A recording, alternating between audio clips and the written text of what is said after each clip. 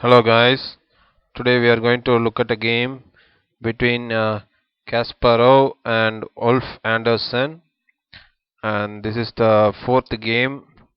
Uh, the location is it is played in Interpolis tournament round 8 at Tilburg, Netherlands on October 1981. The opening is Queen's Indian Defense Kasparov variation. So the opening goes like d4, knight f6, c4, e6, knight f3, b6, a3, and bishop b7.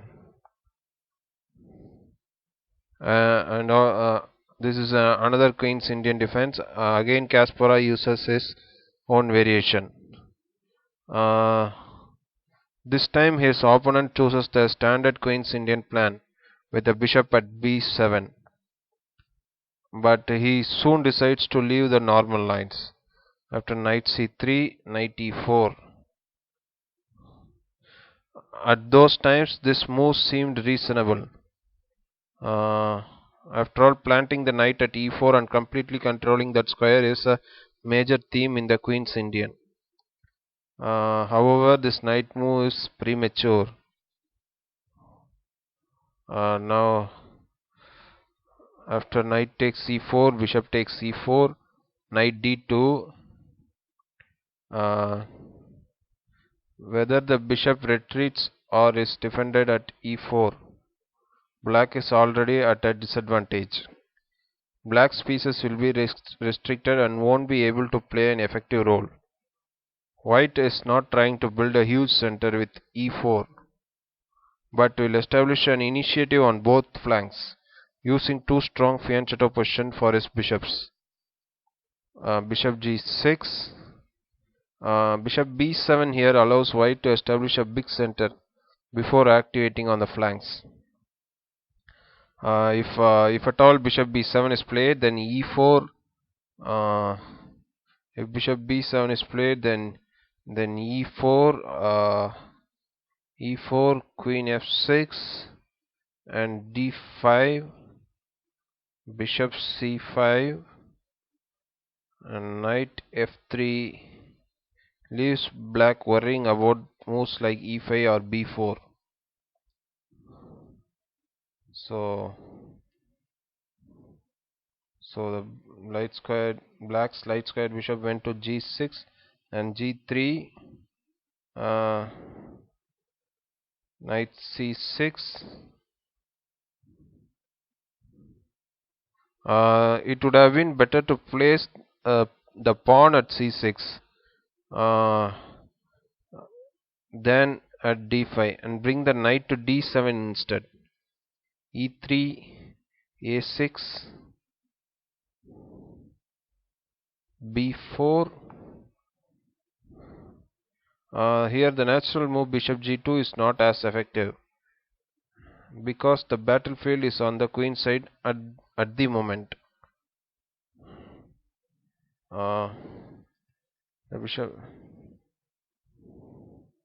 b5,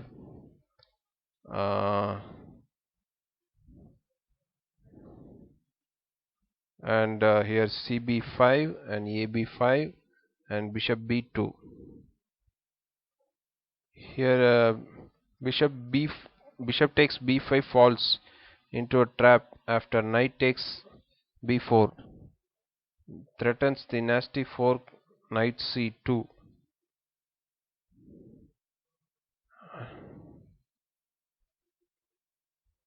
And the knight cannot be captured because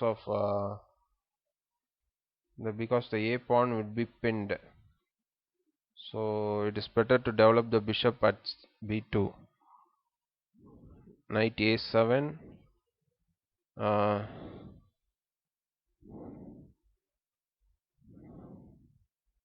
Actually, Andersson will maneuver the knight to c4 by going to c8, b6. But Kasparov will not allow him to carry out this plan. And then after h4, h6. The pawn really should have advanced to h5, though it is a bit vulnerable there. It turns out that Kasparov eventually plants a strong pawn at f5. Now d5. This advance doesn't need any support. The pawn is sacrificed, but black is forced to set up a pawn structure reminiscent of the Swiss cheese, with gaping holes on the queenside dark and kingside light squares. The opening of the e file is especially significant because black hasn't managed to castle and never will. ed5, bishop g2, c6. Now the knight at a7 looks useless. Now after castles,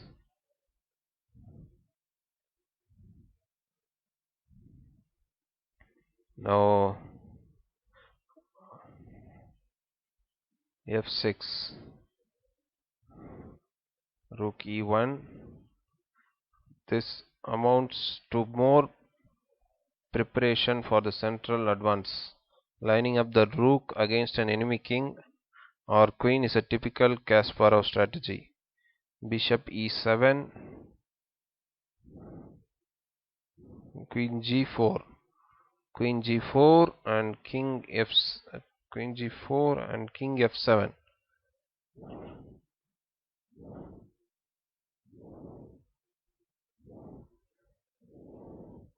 h5. Kasparov gives the initiative with aggressive moves, and then after bishop h7, e4. Now is the proper time for this advance, which is supported by white's pieces. Kasparov still has to activate his a1 rook. D takes e4, bishop takes e4, bishop takes e4, knight takes e4.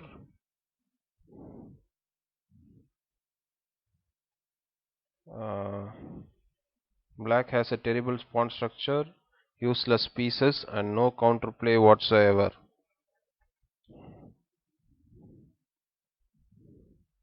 Knight c8. Black's chances lie in the exchanging pieces and hoping for an endgame where white's backward pawn at a3 will give him something to work with. Rook ad1.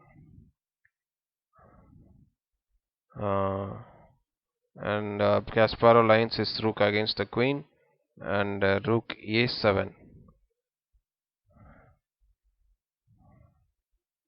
And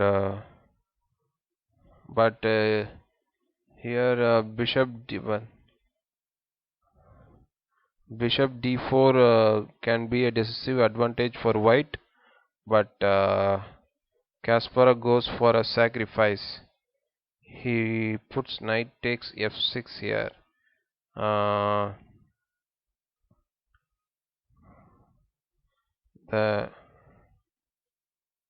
Actually this idea works because of the preparatory rook move to the center. If bishop takes f6, then there is queen g6 check, and after king f8 there is this bishop takes f6.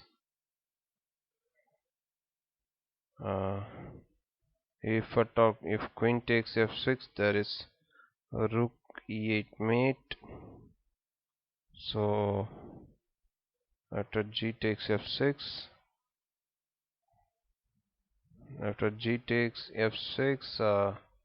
there is rook e6.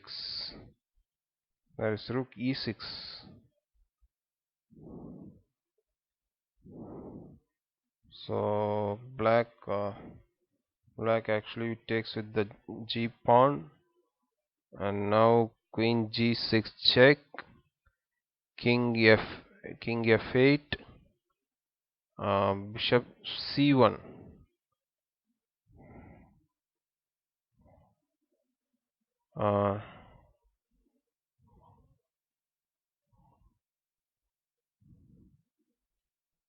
Now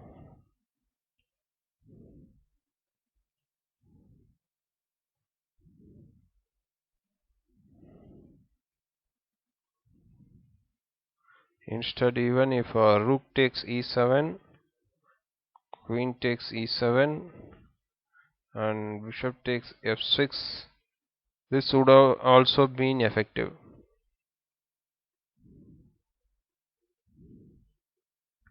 Uh, Now d5. Instead of d5, queen e8 would have been a better defense. If queen e8, then bishop takes h6, rook takes h6, queen takes h6 check, king f7, queen h7 check, king f8, h6, and now also the situation is hopeless for black. Now d5, then rook d4. Kasparov lifts his rook to bring it to g4.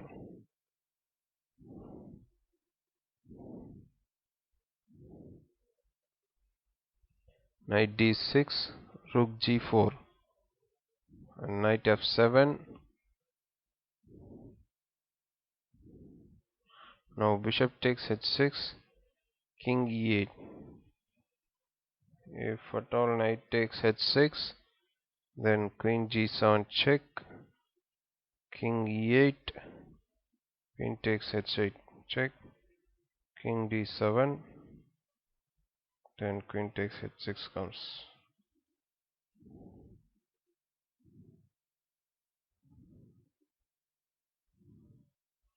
So Andersson went for king e8, then bishop g7,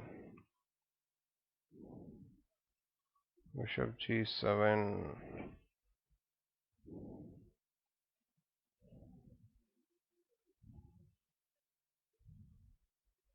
So then the game log goes like, if at all g8, then h6 comes. Okay guys, I hope you would have enjoyed this game. I'll meet you in the next game, the fifth game of Kasparov. Thank you guys.